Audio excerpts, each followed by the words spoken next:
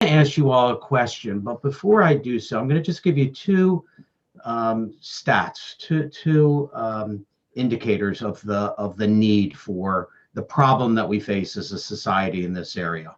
And the first one is that for the population who is today 65 years of age, that population has a 70% likelihood that at some point over their lifespan, they will need some kind of long-term care.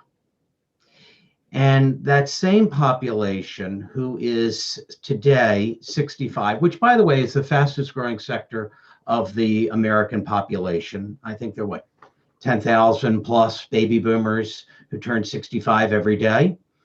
That population has there's a 35% likelihood that they will spend some time in their lives in a nursing home. So 70% is whether it's home, assisted living, adult daycare, nursing home. 35% is in a nursing home. So just with that background, show of hands, certainly I've dealt with this. How many of you know somebody who has needed long-term care or is currently needing long-term care?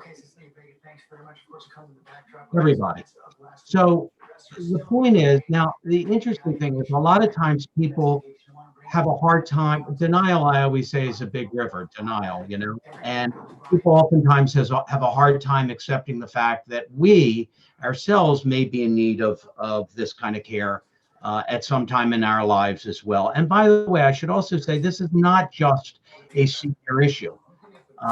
Things happen to people, accidents, illness of all ages, but clearly the older we get, the longer it's likely that we'll need care. So what I wanted to address is, what are the ways to pay for this? I mean, we're talking about a liability today, which conservatively is $60,000 to $100,000 a year, and that's cash, right? So that's not an insignificant amount of money. And what are the ways to pay for it and accommodate it? So one is Medicare. The second is possibly Medicaid. The third is your own or one's own assets and savings. And the fourth is having some kind of long-term care insurance protection involved. So I'm going to go through these quickly. Medicare. How many of you, just curious, how many of you think that Medicare pays for long-term care? Show of hands. It doesn't. Okay. Well, it might. It might pay for the first 20 days of a nursing home. But there are many loopholes or requirements you have to fall through in order for those, even for those 20 days to be covered. And they are that the care has to be skilled. You have to be in a hospital for 3 nights. By the way, you can have major open heart surgery, not necessarily qualify for 3 nights in a hospital. So that, these are stumbling blocks to qualify. And the care has to be rehabilitative. In other words, you have to have a condition for which that skilled care is making you better. When the skilled care facility says, you've advanced as far as you're going to go, you're plateauing here, you no longer meet that requirement. But even if you do go through all of those different requirements, it only covers 20 days in full. And then if you continue to meet those requirements, it will cover up to an additional potential 80 days with a co-payment period where the patient is providing money for that care. But after a maximum of 100 days, Medicare does not pay for a skilled care facility. And in terms of home care, Medicare will not cover custodial care. It will not help if someone needs assistance with the activities of daily living, the bathing, toileting, transferring, eating, mobility. It only covers like a skilled care, a nurse, a respiratory, a therapist to come in and to provide, a treatment in the home. So Medicare is really not to be relied on, if you will, for long-term care. The second is Medicaid. And I'm curious if any of you have had any experience dealing with Medicaid. Any of you? Or any clients who've needed Medicaid? Okay. So you know that it's a bit of a horror show, right? And there are two requirements, two basic requirements for Medicaid. And one is there is an income test, and the second is that there is an asset test.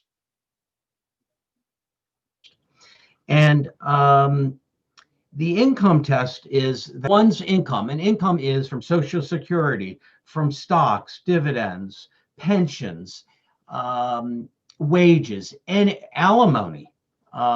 Any source of inflow, if that source of inflow for that applicant, for that recipient exceeds $2,350 a month, that individual does not qualify regardless of his or her medical condition. So 2350 is the line in the sand, if you will. And listen, there are a lot of people who receive that just from Social Security alone. Now, what Medicaid looks at is whose name is on the check, if you will. So if the applicant has $5,000 a month, but the spouse who's living at home has nothing, it's going to look at the applicant's income. Now, there is something called a minimum monthly maintenance allowance, and what that says is that if there's a married couple, the spouse who is at home and is not in a nursing home, who is well enough, the idea is for that spouse not to be completely impoverished, and so that there's a threshold of 2155, I think it is, of income, and if the nursing home's income exceeds or is in addition to that amount, that applicant's income can be portrayed over or divvied over to the community spouse, so that the community spouse has a minimum of at least $2,100 a month coming in, 2155. Okay, the other part of this, as we said, is the asset side. And on the asset side, a single individual has to have no more than $2,000 in assets. And again, those assets are stocks, bonds, any real estate, any sources of asset base. Now, if they're married, the law was designed to what it was called the Non-Impoverishment Spousal Protection Law. And what that was designed to do was to make the community spouse not impoverished just because he or she has a spouse in a nursing home. However, that community spouse, the well spouse, the healthy spouse, cannot to qualify for the applicant, for the unhealthy spouse to qualify for Medicaid, the well spouse cannot have more than about $129,000 in total assets. So he or she has to spend down all of his or her assets to $129,000 total. Now, which is not a lot of money, obviously, and not a lot of money, certainly in today's value, and it's not likely to increase much going forward. How many of you believe that it makes sense on, let's say, a second marriage to have a prenuptial? Show of hands. I certainly do. Right? Okay, and why? Right? Most people say not for selfish reasons, but you want your children to know that marriage isn't going to interfere with what they got, and vice versa for the other side, and it keeps it clean, if you will, right? But here's the problem. And so many people have, on a second marriage or more, have a prenuptial agreement. And they say, this is mine and this is yours, blah, blah, blah, right? But here's the problem. A prenuptial agreement does not secure protection of assets from Medicaid. So you can have the tightest prenuptial agreement, but if the spouse needs long-term care, that spouse has to deplete his or her assets down to the $129,000 limit before the nursing home spouse is going to qualify. And so many times estate planning lawyers emphasize the need for long-term care insurance in a second or later marriage, even as part of that prenuptial agreement, because the prenuptial cannot secure that. Now, the other thing that's really interesting is tell me if you've seen this. I've seen this in my practice more than a number of occasions, more than I would have ever expected. And that is a couple who has remained married, but lives apart. And they've just accepted the fact that they don't really want to deal with getting divorced, but they're basically living like a separated or divorced couple, but legally they're still married. We've seen that, right? As strange as that may sound, I see it, more frequently than I would have thought. And I'm thinking of spouses who've come to me who say, listen, I control the purse strings. My husband is fine with the money that he's making or how we're sharing it. He's maintaining his bills. I'm maintaining mine. We're going along this way. Everything is copacetic. We're fine. And so why should I ruffle the feathers? Why should we think of getting a divorce? Because it's working. And I say to them, or her, in this case, the one I'm thinking of, everything is fine now.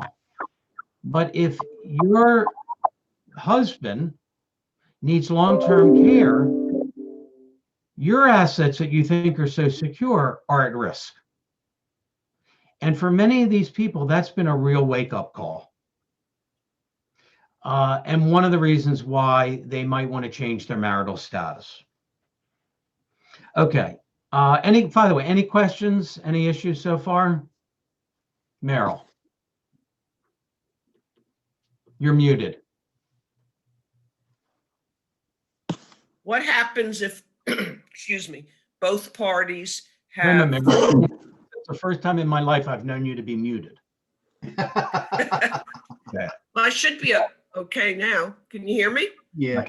Okay. Greg, I accept that graciously. So, yeah. What happens when both parties have trusts set up? Great. You must have been reading my mind. There is a look back period that can disqualify transferring assets from an individual to a trust or to a third party, and that look back period is 5 years. So a lot of this has probably been in the last 10, maybe a little over 10 years now, but it used to be that you could give assets away on your sickbed, if you will, and have those excluded and have the applicant qualify for Medicaid. Now that does not work. And in addition to a trust, to make that effective, not only does it have to be 5 years, but it has to be an irrevocable trust, not a revocable trust. Many people have revocable living trusts, but because it's revocable, it can be brought back in and it doesn't suffice. And if you make estate planning in, let's say, giving away assets in an irrevocable trust in anticipation of this, well, first of all, 5 years is a long time, especially if we're older and we start doing this. A. B, we never know what our needs are going to be, and we might impoverish ourselves. C, now those assets are now subject to creditors, litigators, claimants of whoever we've given that to. So I always say sometimes we try to do tax planning, but you might save on one area and then take it on another, and you never want the tax tail to wag the dog, if you will. So one other thing about this is even though I said all of one's assets are considered in terms of whether or not someone is eligible, income and assets, as in terms of whether someone is eligible for Medicaid. There's also while while an individual is in a nursing home, the state cannot have a lien, if you will, on the individual's primary residence. However, when the individual passes away, there is a lien for the amount that the state has put out and paid for that care to be reimbursed, and that estate recovery also impacts a surviving spouse. So while the house is a excluded asset in terms of qualifying for Medicaid, it is not an excluded asset in terms of that it can never be reimbursed. All right. Greg, can I make a comment? Hi, Sure. Margie. I'm a care manager, social worker. So I think you're missing an important point here, which is the medical based also. It's not just assets, it's also a medical need especially for long-term care, nursing home versus community Medicaid. There's a distinction there. And it's right now, because I'm in the process of helping a family try to place mother into a Medicaid facility long-term. They have gotten even more strict these days, the outside company that looks at the whole process, the application. And their auditors, up until this COVID situation, apparently auditors are coming into nursing homes now every 4 months or 3 months, where it used to be recertification every year. And they're looking at individuals who were certified in going in, but now they're saying, gee, this person could live in assisted living. I don't think they need the nursing home anymore. And they're giving a lot of pressure to these nursing homes. So now admissions for nursing homes for someone who wants to come in Medicaid or soon would be Medicaid, they're looking at the activities of daily living much more, scrutinizing even more than I've ever seen before. So I have to tell people that. Very good point. Thank you. I should have also said that Medicaid does not cover home care. It only covers a nursing home, and it doesn't cover assisted living. So many people, and to your point, Margie, can fall between the cracks, and they're really between a rock and a hard place. Their health and the nursing home doesn't really want them because they'd rather have a private pay person. And if you're on Medicaid, you're a ward of the state. So, my understanding is if there's a bed and it's in Hagerstown, whether that's convenient for you or your family, they're not that concerned about that. So anyway, I do appreciate that. So we've got this huge need. 70% of anyone 65 year, 60, well, more, it would increase each year. If we're 65, we have a 70% chance of needing this kind of care sometime in our lives. And it's a huge expense. And when we go through this, people say, well, I can't rely on the government. I can't rely on Medicare and Medicaid. And I just want to also point out something without getting on a soapbox, and that is to say, we're in the highest debt level, the highest debt to GDP on record. And so the idea of expanding these kinds of social services looking forward is going to be even more challenging as our deficit is just becoming literally unmanageable and gargantuan. And that's even at today's interest rates, much less where interest rates will go. So what do people do? How do people come up with, even today, $60,000 to $100,000 cash on the barrelhead? A year, correct. And so they either use what I call their assets and savings, their shoulder, or if eligible, they transfer a portion of that I always say a portion because I don't think people necessarily, most people don't need to be 100%, if that's even possible, insured to have long-term care protection and use other people's money, someone else's shoulder to shoulder the expense. But maybe they don't want to rely 100% on their assets and their savings. But here's a problem. Let me just ask, what are your perceptions, guys? What's the perceptions of long-term health care today? Good, bad, indifferent? When you hear long-term health care, what comes to mind? What are the thoughts that register? Everybody needs it. Everybody needs it. Meryl, you ready? Stay out of the nursing homes. Yeah, nursing home. Stay at home as long as possible. That's what keeps me in business. Well, let me ask. Me too. When I say long-term care insurance protection, are these same things coming up, or are there any other thoughts that come up? Only for the wealthiest. Yeah. What did you say? Smart. Liz? I said It's only for a certain class of folks who can afford it. Okay, only a class of Affordability, let's put it that way. affordability. That's what I was hoping to go. Okay, Get it while you're healthy. good.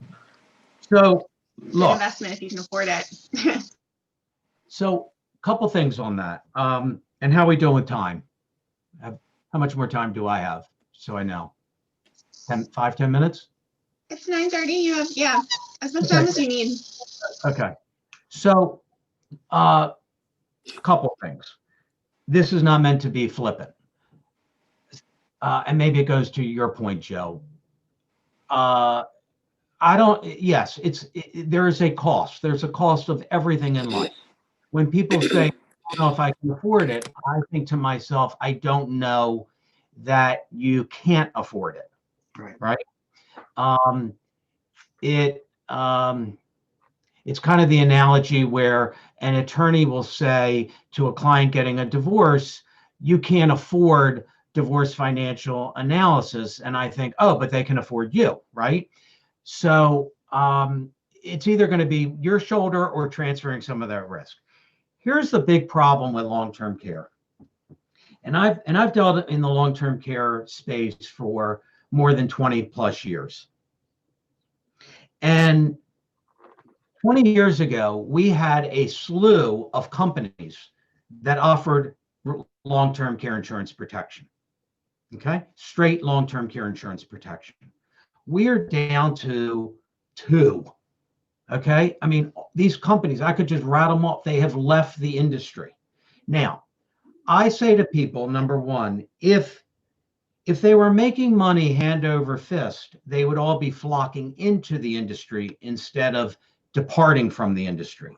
So to the extent that the industry has shied away from policies and marketing this and offering this kind of protection, tells me as a consumer that I have an even greater need.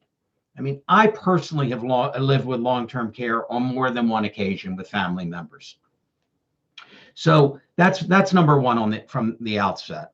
Number two is that there are, as bad as that sounds, there are alternatives within the, I'll call it long-term care space that didn't exist 10 years ago. So there are opportunities for people outside of just long-term care, traditional long-term care insurance that didn't exist years ago. Now, one of the problems 15, 20 years ago, one of the objections, the biggest objection people provided, when I would say to people 15, 20 years ago, do you want to rely 100% on your assets and savings, or do you want to transfer at least a portion and use other people's money? Everyone hands down said, I want to use other people's money. I want to leverage this amount of money to have a bigger bucket of money to pay for my care. But the biggest objection was, well, what if I don't need it? What if I'm the 30% and I don't need it? Okay.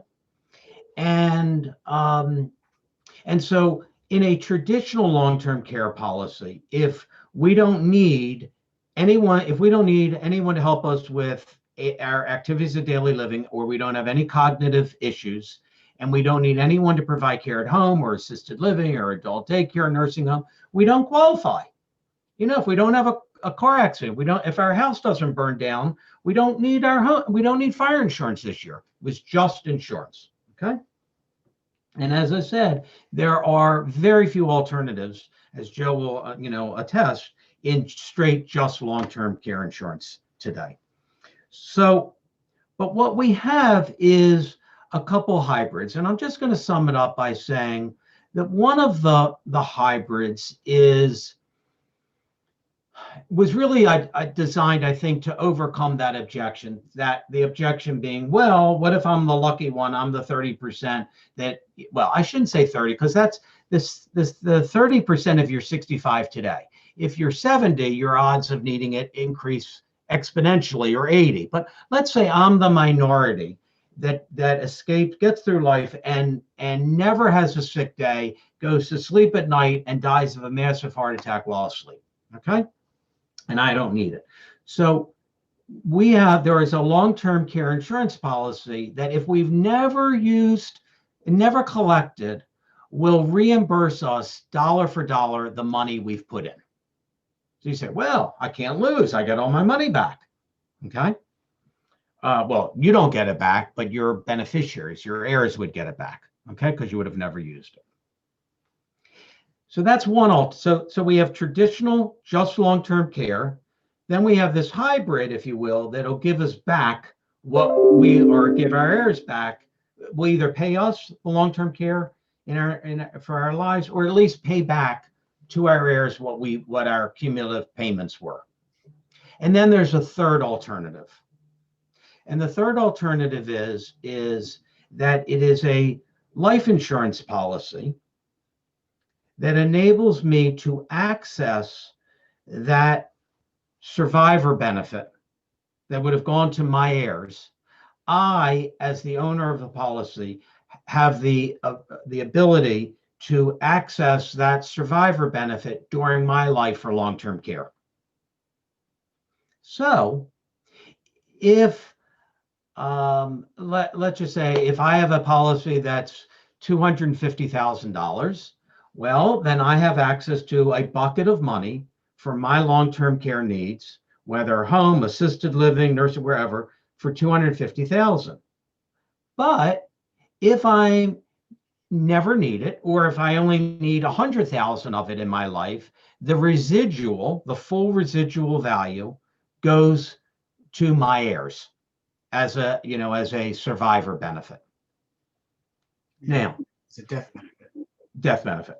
What I always like to say survivor, because I always think, are we really benefiting from death? But survivor benefit. So semantics, sorry. Okay. I'm sorry. So, but what I want to point out is whether we collect during our life on a traditional long-term care policy or hybrid policy, or this life policy that allows me to get the life benefit for long-term care during my life, that those proceeds, that money, is completely tax-free. So I've leveraged taxes through the insurance, and it's also tax-free to heirs if I never collect or from the value. The reason that insurance works is based on a simple law that's called the law of large numbers.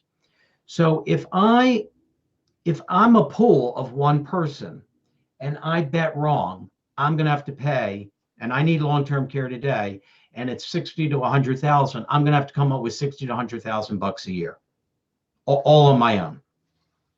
But if I take a little bit of dollars and I leverage that and I go in a pool, and I'm in a pool of a large number of people, I'm spreading that risk out over thousands and thousands of people. That's how any insurance works.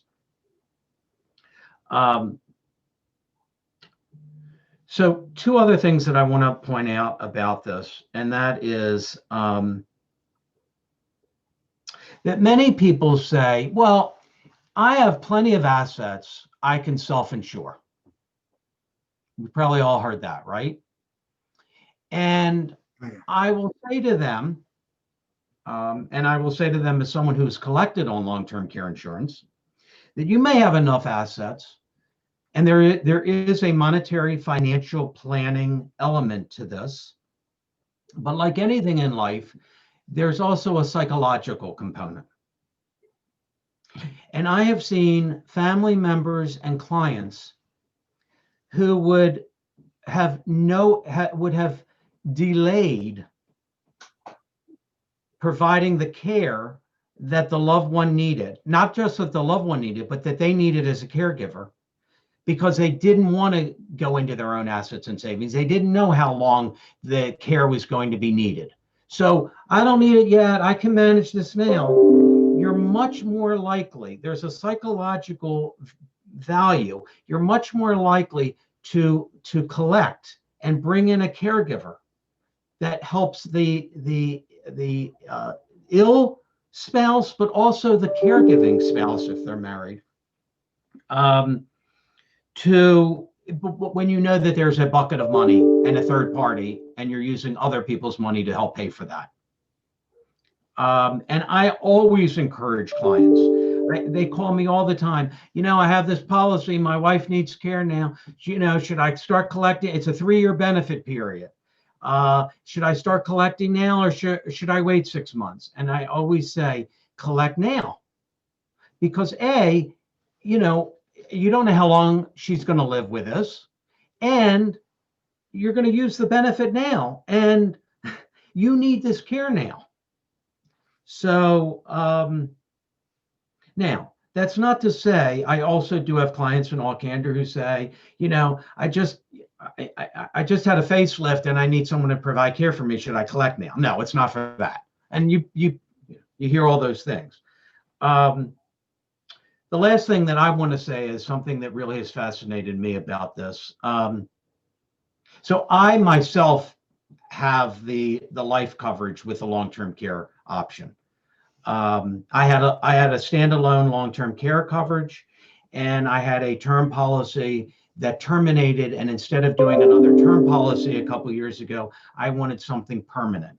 And so I locked into an insurance policy where the rate is based on my age and health at the time I was approved, but it also enables me to me, the clincher was that I could have additional long-term care protection. But also, wanting that permanent insurance coverage.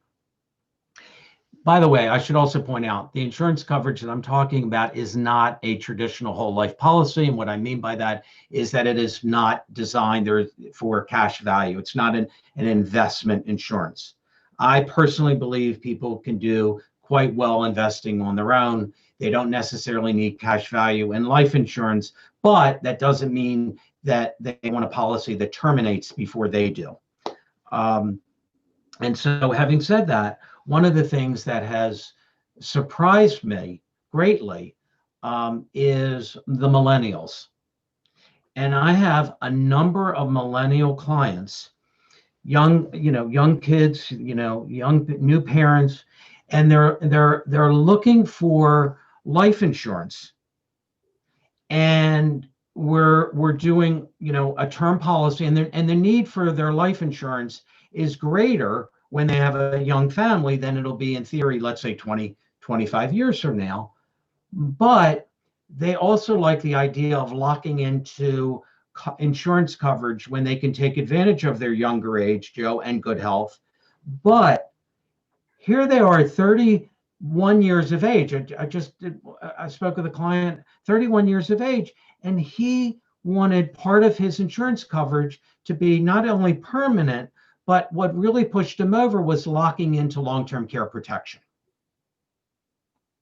And it's astounding to me, because I would have if a 31-year-old I would have never thought of long-term care protection for a 31-year-old, or that they'd be interested in it. I shouldn't say I wouldn't have thought about it, because I said this is age blind. I think people get ill and injured at all ages, but the idea of locking into permanent coverage, but also having that long-term care protection, I will tell you, it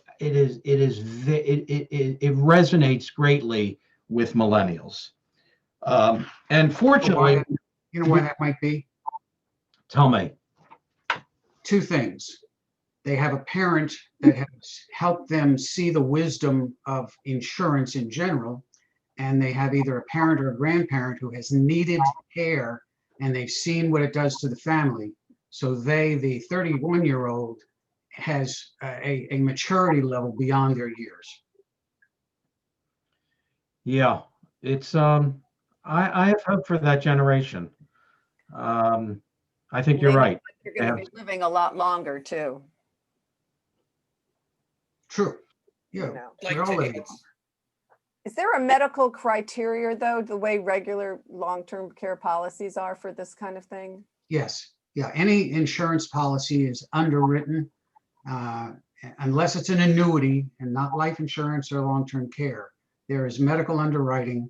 So it's wise to look into it when you're healthy. You don't have to be a fitness freak. You just need to be relatively healthy. And the younger, the better, because the age is a factor in the rates. Okay, for the life insurance policy. the Life hybrid. insurance and long-term care as well. Yeah, okay, thanks. One of the concepts that Greg and Joe bring out is what if? Okay, many of you know that I broke my ankle on May 29th. My total hospital bill for 9 days in the hospital was $190,000. If I did not have, and that was for 2 surgeries and everything else that went along with it, as well as the aggravation. And I think that what if plays such an important factor. I also have that hybrid policy, and I may never need it. And my niece is going to be a rich bitch, if I never need it. And it's really something to consider. I finally grew up at the age of 64 and decided I needed long-term care insurance. So it's never too late. Thank you. Greg, we need to wind down now. Okay, thank you guys. Wow. Greg, that was just absolutely fantastic. Shall we start going around the room and giving our No, I think we should just make announcements because our next meeting is upcoming. all right, go ahead, take over, Sabrina. So anyway, it was so great to have you all here. Greg, what fantastic information. Thank you. And our next meeting is on, when is it, Merrill? The 27th. The 27th. And we'll hope to see everyone there. And please spread the word, tell others to attend also. So like the more connections we have, the better. And we welcome everyone. And Well, what about who our speaker is? The one and only Leora Hoffman, who's going to be Right. talking about her book. So, Yes, I'm looking forward to it. yeah. I'm going to do a reading from my book, Catch Me a Catch. Is that and your if you haven't read it, you will be reading it. I want to know, Leora, did you get a lot more business from your lovely article in the Senior Beacon? Yeah, I got a lot of interesting phone calls, Margie. Closed business, not quite yet. I'm working on it. Thank you. That was great. Yeah. Congratulations. Well, we all know her system works. I can attest to it. I'm a client. Ah, great. Well, I wasn't going to say anything. I wasn't going to reveal the information, but thank It was, you. it was so good, it only took one match. That's Automatic. because Leora knows her stuff. Oh, Well, I also have to add, Greg is my financial planner. And I want to tell you that having a background in psychology, it was such a pleasure to talk to him. He brought so much information to the table for me. I walked away with a big smile. And when you said a background in psychology, I needed a psychiatrist my whole life, right? No, I wouldn't say psychiatrist. You just know how to talk to people. Try. at their level. And, you know, I never realized how important that is, especially, you know, I think it's important in no matter what field you are. You know, I just want to add one thing. I know we talked about it, but the biggest nugget that that's really been important to me in this area is how many people, and you're talking about Leora next time in matches, it's very common as people are living longer, it's very common to have second marriages, not just because we have a high divorce rate, but because people are living longer and they're surviving a spouse. And they really try to do this really good planning with prenuptials. And I think it's hugely important. But the fact, and it's just not known that this liability with long-term care, even with a tight prenuptial, and if that's the only nugget that we walk away from, because we're all going to know people who are going to face this, and that's where the planning is so important. Hear, hear. Greg, one thing I want to add for everyone's benefit is that in your presentation, which by the way was fabulous, kudos on the information you provided. One thing that there is a misconception often about long-term care protection is that it's expensive, and that's not necessarily true. You can create a bit of protection that fits anybody's budget. You don't have to have a Rolls-Royce plan. You can have a modest plan and help protect your assets. Give yourself that psychological comfort that you are using a small amount of money to create a larger bucket of money to pay for the care when you need it. And your point was very well made about when you use money out of your own bank account to pay for care, that's after tax dollars. You've paid tax on that money, or you will be paying tax on that money. So you're not doing it in a tax advantaged way. When you buy long-term care insurance, you're getting leverage, and whatever the insurance pays out is income tax free. So you've got a number of options, and sometimes taking the veil off of the issue, moving the curtain aside so people can actually understand how valuable it is the best thing you can do. So Greg, thank you for that. This was an excellent presentation. And one last thing, and look, all of us are in business where we bring on clients, help people, but we charge, right? And I don't want to sound callous, Joe, but what you were saying when you said of Rolls Royce, I was thinking to myself, people find money for things that are important for them. Yes. I'm on the Beltway or the road every day. I'm hard pressed to find a 6-7-year-old car. I mean, and a car today costs what a house costs a generation ago, right? And so I remember being in people's homes who would say to me they couldn't afford, years ago, they couldn't afford the insurance, but they'd have, this gargantuan big TV screen on the wall. They afford it. So a lot of life is choice, right? Leora, someone may come to you and say, I can't afford, your matchmaking services. Okay, well, what's the cost of being alone? And by the way, what's the cost even health-wise of being alone, right? So there's a cost of everything in life. There's a cost of doing something. There's a cost of doing nothing. Doing nothing is something. As the old, I think it was MasterCard commercial used to say, you can't put a price on certain things. It's true. Very true. But have we talked about what that price range is? I thought Jim said that about you, Leora. That's true too. Patricia, what was your question? I said, has anybody actually said any numbers today? I haven't heard anything. Like, what is the actual premium for long-term care insurance? It all depends on what plan you want to set up, how old you are, whether you want. And so is there a range? Are we talking about $5 like Aflac? Or are we talking $500? I mean, I think those are the pieces that when I talk about it to my clients, they're all like, oh, it would be too expensive for me. I can't even think about it. So it would be nice to be able to come back to them and say, well, they're variables. Here's the range. I can give you a range. So if it were just let's say we have a 60-year-old female, okay? And let's say we're talking about $6,000 a month for, let's say, 3 years of coverage. Okay. Now you can have you can have a bunch of different riders. I'm just to make it simple. If it's just long-term care, and again, if you don't need coverage, there's no residual value, that would be about $2,300 a year. Okay. So 200 a month. Yeah. Right. And if it were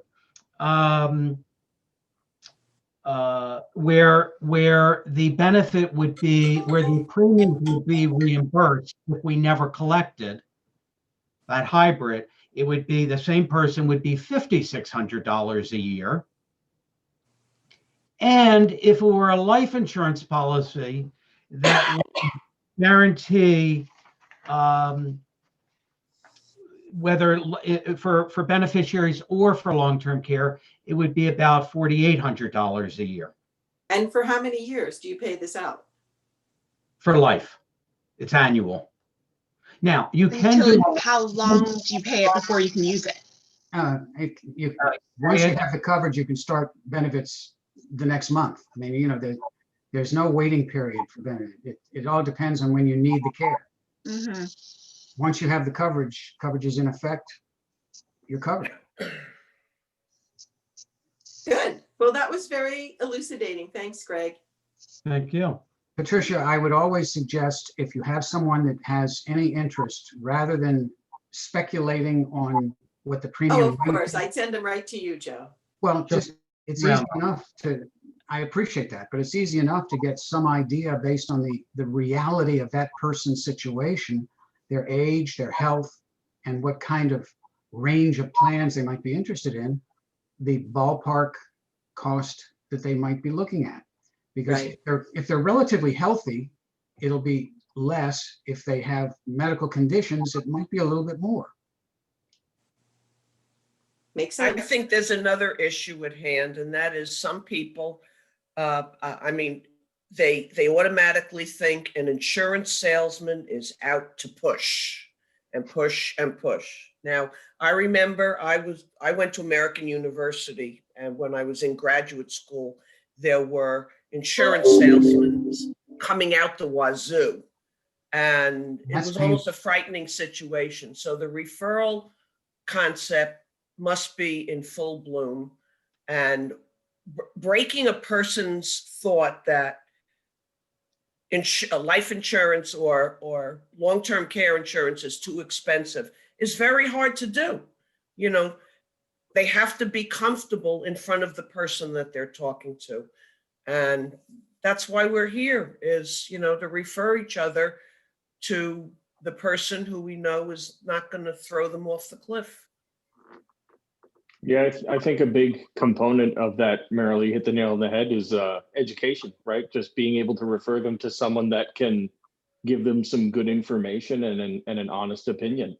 So I just want to thank Greg. Awesome presentation. And I was excited to get on here today and see everybody again. It's been a while. Good to So I see hope you you're all too. doing well. Yeah, it's been a while. Hi, Greg, before you sign off, somebody just asked for your contact information, so I would suggest you put it in the chat. Sure.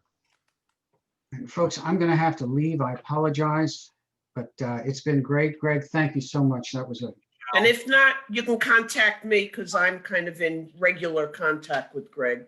So thank you very much. This is the first time we haven't done our intros, but I think it was more important to have Greg on the line.